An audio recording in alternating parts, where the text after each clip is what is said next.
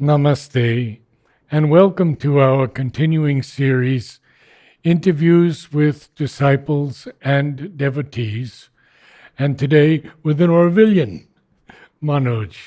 Namaste, sir. Namaste, Narad. So, we've already covered much of your life. If there were things we missed, let's pick up on those and then segue into the film. Thank you. Thank you for giving this opportunity. Regarding personal journey, I don't know if there is anything I would like to add, maybe related to the film. Okay, good. I always dreamt of having seen highly talented people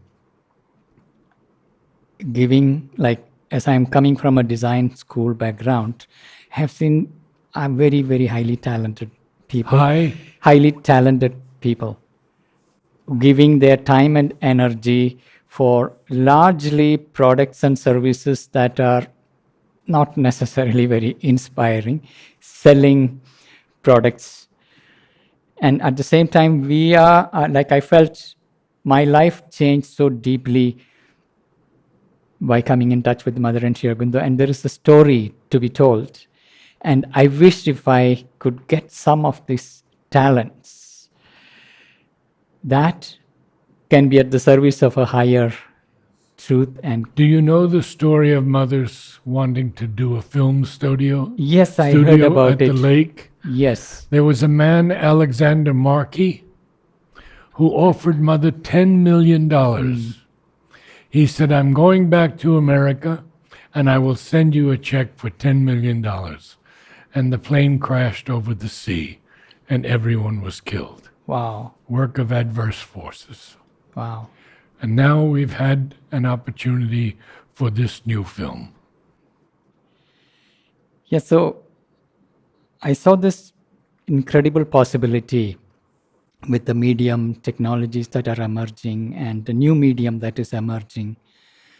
So when I made the film series Evolution Fast Forward, it was built around the skill set that I found in one person who was an animator who returned from US, came to India, and he was a very early pioneer, Hemant Shekhar, in the field of animation. He is not an artist. He came from engineering background, but he was very comfortable with technology of animation and whole setup. And it was a fine film too.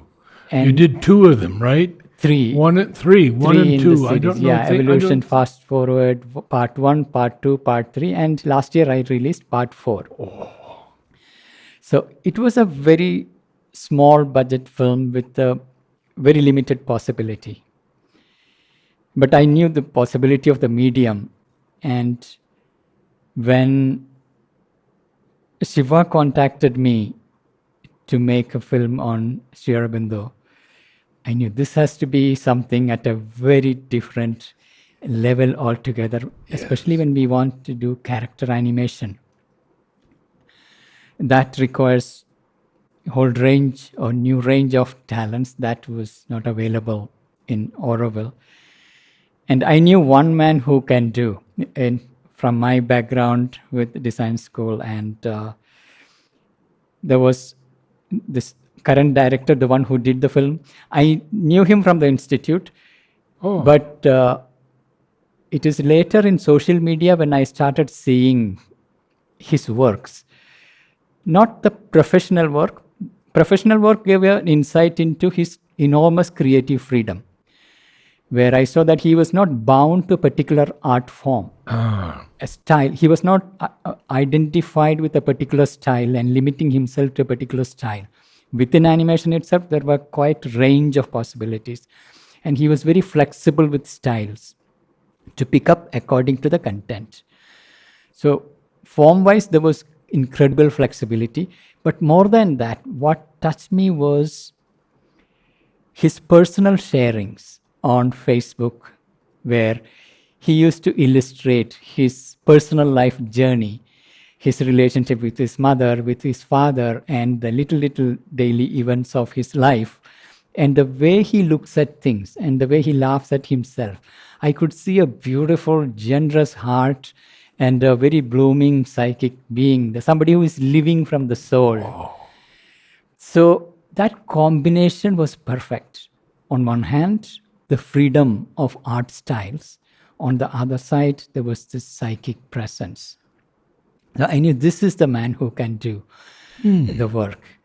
And I suggested to Shiva, there is somebody whom I know I can approach. And said, let's approach. Then I contacted him, and he was very happy to take up this project. And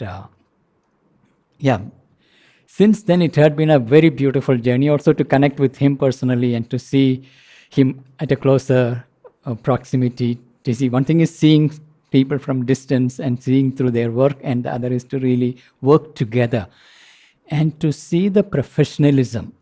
On one side, incredible artistic capacity, mastery over technology, and mastery over a large organized team. He has a large, probably India's one of the finest animation teams in Bombay.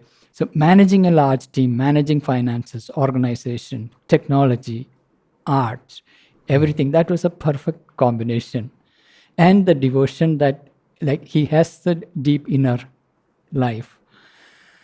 So when he accepted it, it was like, to me, things were like really falling in place. And so then the question was, to whom are we making this film? So that youth, how do we... To whom? Yeah, Yes. to whom? Youth. So as designers, we start with thinking, who is the audience? What is their age? What is their way of thinking? So if we want to communicate the story of Sri Aurobindo to youth, then how do we present our current approaches or the approaches that we have had so far? Films were made for the devotees, by the devotees. And that approach may not be appropriate. And so already we thought of animation film as an approach that was proposed by a youth, Rahul, whom you will be interviewing. And it has to be something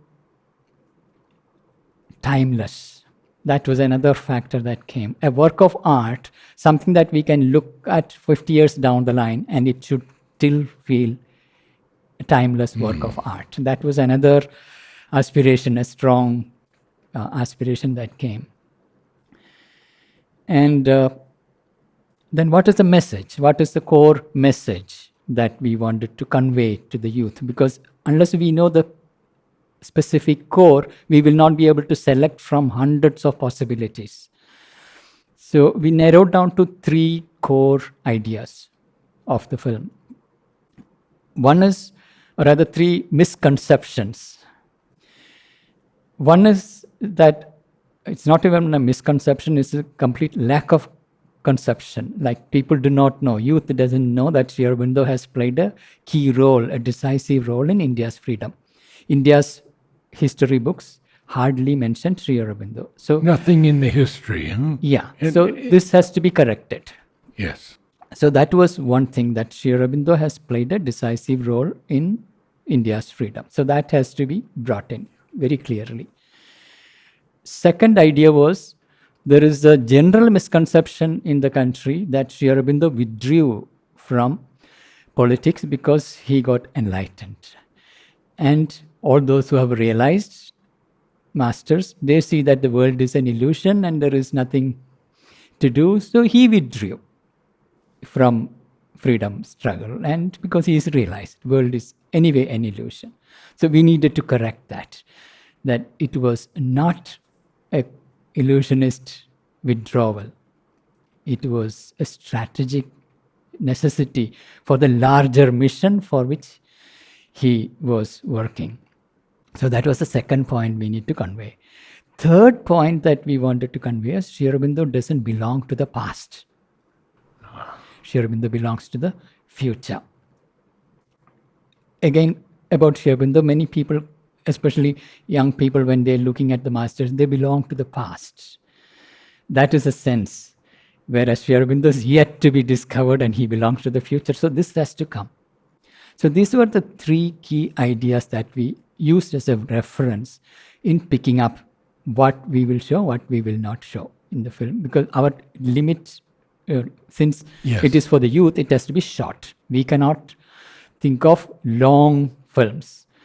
Attention spans are limited. It has to be intense. It has to be short. I want to ask you a question that has interested me. I saw all those people on the podium. How many of them became interested in Sri Aurobindo, these artists? And It is at this point difficult to say. First of all, they were convinced and inspired by the project and the idea. okay, Now, having immersed in this journey and having produced something like this, it clearly shows the influence. yes, Now, the result of it will be visible in time. down the line, especially when they are done with this project. Once they start working on other projects, and down the line, they will realize the influence of it. Yes, In fact, right after their premiere in Auroville, many of them stayed back for a few days. They didn't go back, they stayed back and to just be around, to chill in their language. So it was really a team of young people who did not know anything about Sri Aurobindo, creating a film on Sri Aurobindo for the youth who doesn't know anything about Sri Aurobindo. So that was the challenge. And looking at the result, I can see the receptivity of the young people, creativity of the young people, the possibility of the young people. So then came the question of the form. What is the style to use for the film? So since Sri Aurobindo loved Bengal School of Art, and he wrote about it highly, and Abanindranath Tagore and many of those artists of that time, so we used that as a reference to the director. This is the source of inspiration for Sri Aurobindo. So we can derive the style from this film. And they did extensive research, not only Bengal School of Art and many other schools of art and styles that emerged at that period of time. So for the first trailer, they used a style that was a mixture of woodcut. At that time, woodcut was painting made of woodcut was very common. So they picked up that style and colored woodcut. That was the approach that was taken. So it had sharp lines, and that trailer gave us great feedback from the people who received the film. And that feedback was very, very helpful to take the film to the next level, especially regarding the style of the film, artistic style of the film.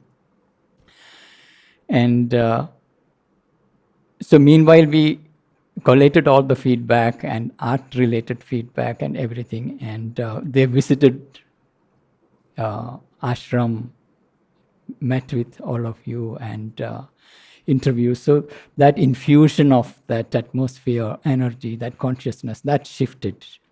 And then the new style emerged out of it, which is like an old watercolor. So it is a little grainy and little dreamy.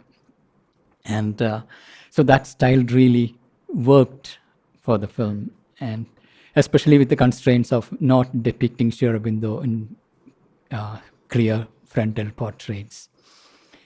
So all that fell in place gradually, and refining the script. And it was a long journey going through various iterations. And How many years did it take?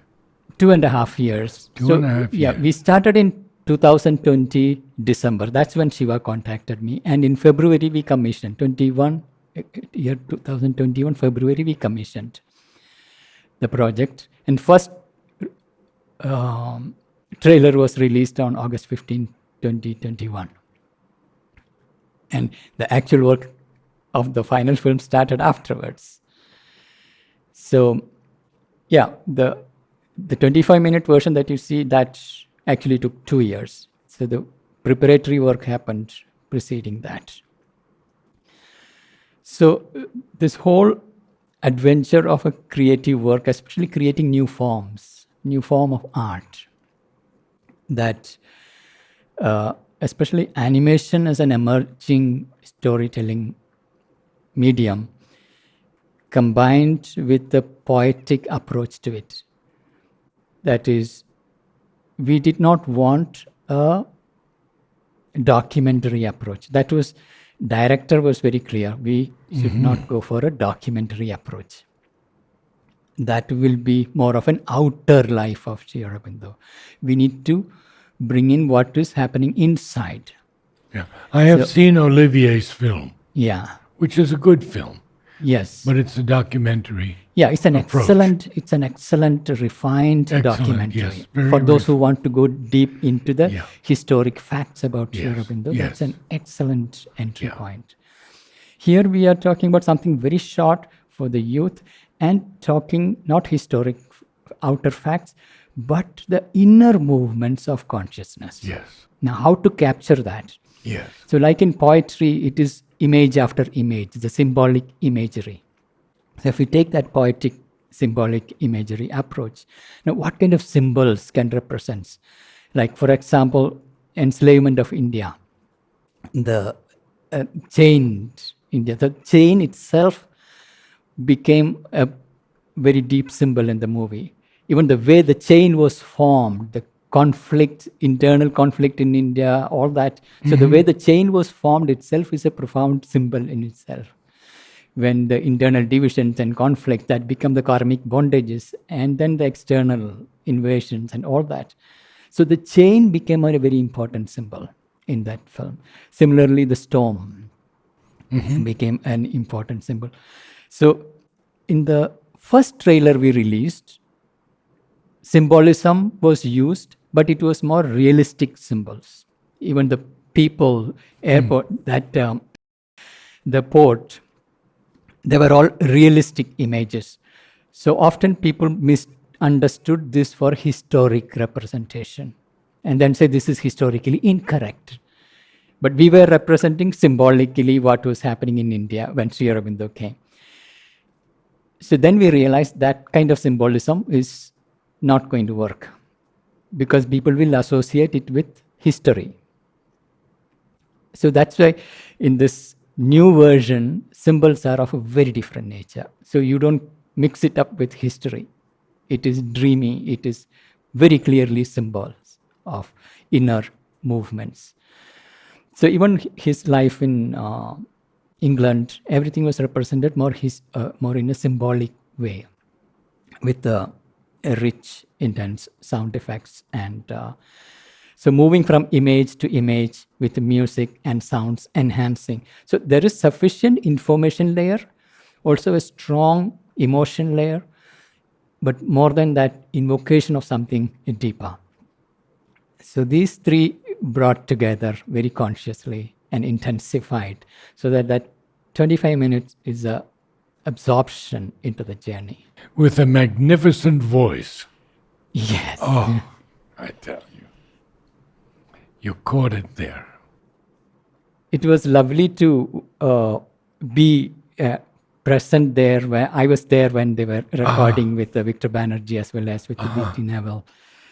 The way they do their art and the way they get into it, it was really beautiful to see.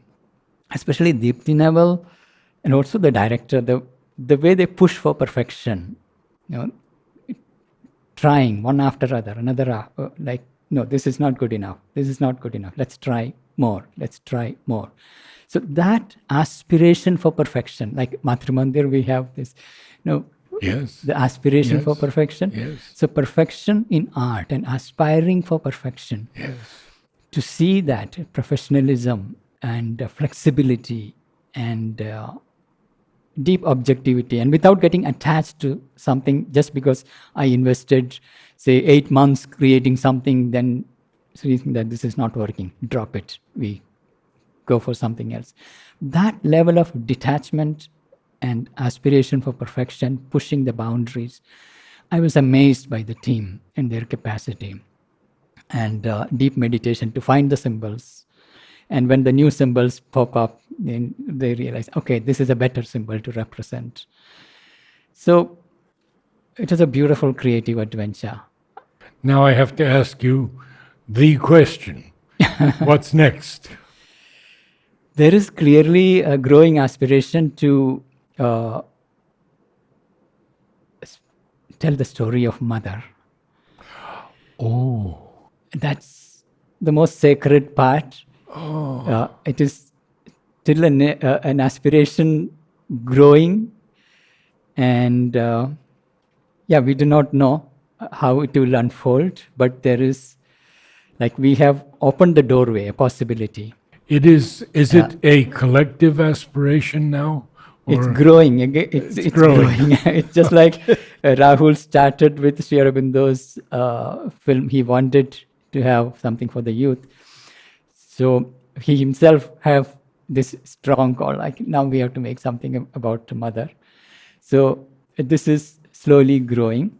Though nothing concrete has been done in that direction, other than forming. Rahul has already started a WhatsApp group. Let's concretize it. On this last 15th of August, it has been formed. Now it's a tiny little spark. Now, how mother will nurture that spark and how it will go, we do not know. But I see this film really as a seed. It's a seed with tremendous possibility, artistic possibility, creative possibility, especially in Indian animation industry. This is setting a standard. This is a milestone. This is a breakthrough. And I'm sure animation world will take note of it, and it will create its inspired movements. in my consciousness, I see it as the initial breakthrough. Yes. And many, many more to come. Right. Yes. That's my dream. That is how. Wonderful. Yeah. Thank you, sir. Thank you.